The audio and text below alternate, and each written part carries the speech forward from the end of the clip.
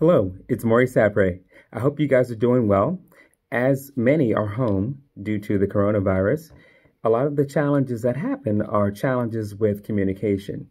Most people don't realize that communication is not really a matter of what words you say. That's just a fraction of it. A big part of the challenges with communication is actually picking up on the different behaviors that a person has, right? So, to give you an example, as a mental health clinician and therapist, one of the things that we do is try to help people build their communication skills, verbally, emotionally, socially, right? So there's the intelligence that you've got when it comes to information, but there's also social, emotional intelligence also, okay? So, for example, if I show you this card here, a lot of your kids may not recognize what this person's feeling is, right? So if we look at this card, right, this is compliments of the emotions language builder series, right? This person is actually, can you guess it? Sad, okay? This person is actually sad. But some kids will look at this picture and say, quiet. The person looks maybe down, and maybe they don't use the exact pronoun, but the point is they have a hard time figuring out that the person is actually sad. I'll give you another example.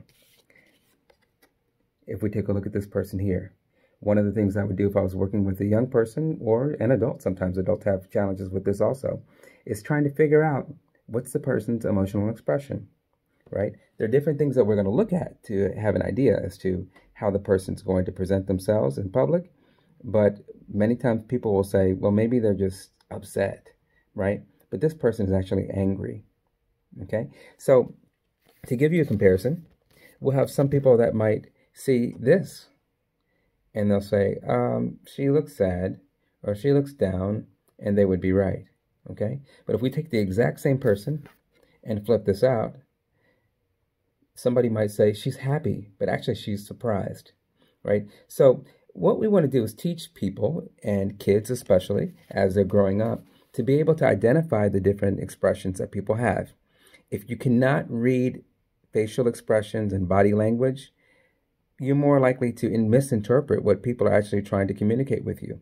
So while you're home with family and friends, maybe boyfriend, girlfriend, whoever, fiance, whatever your living situation is, or just kids in your family, work on trying to understand each other's social, emotional, and verbal expressions. You want to understand all of them. It's not just a matter of what people say, it's how people demonstrate their feeling, right? So quick tip, if you remember back to the CPR days growing up, there are things like look, listen, and feel, right? So you want to look to see if a person if their chest is rising, right? You want to listen to see if you can hear any breath coming out, any respiration.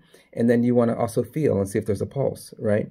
Well, similarly, we want to look, listen, right? So we want to first look and identify, what does it look like the person is potentially trying to say, right? From their emotionality as well as their words, right? So that's when we listen, right? What words are they actually using? What's the tone behind those words? And then we also want to get an understanding of the feeling. Now, we're not going to actually reach out and touch people. We don't want to invade people's personal space, but we want to see what feeling do they seem like they're demonstrating. And of course, we can use verbalization to ask, how are you feeling?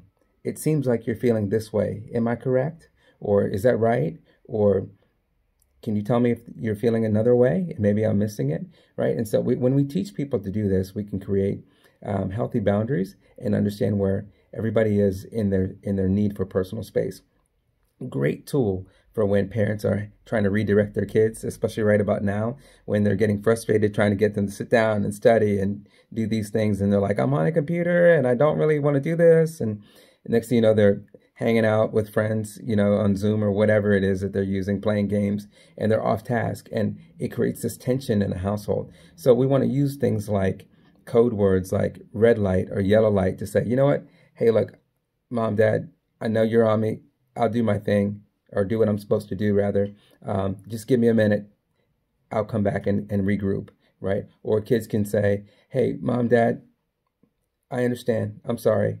Yellow, red, whatever color you guys come up with, and the parents can know to back off a little bit, right? Some of us can, myself included, can be a little too emotionally charged because we want something and expect something right away. And with patience, it goes a long way, but you've got to be able to withstand the frustration that that other person is demonstrating, whether it be a child, loved one, or whoever, right? So being able to have the time and space to say, up, I need some space, right? And then being able to come back and regroup is key. But you've got to be able to understand the body language that's being expressed, understand the tone and the words that are being used, and then be able to follow through.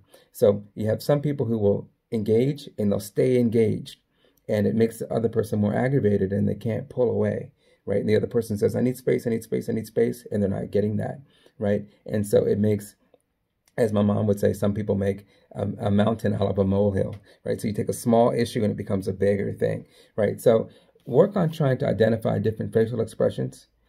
They're sometimes more challenging than we think, right? Sometimes this is not really happy, it's surprised, okay? So do your best. If you need help, reach out to me. You can reach me on Instagram, Zoom, Facebook, LinkedIn, wherever you need me. I'm always here for you. I'm here every day at Southern California Neuropsychology Group and look forward to being of support. All the best.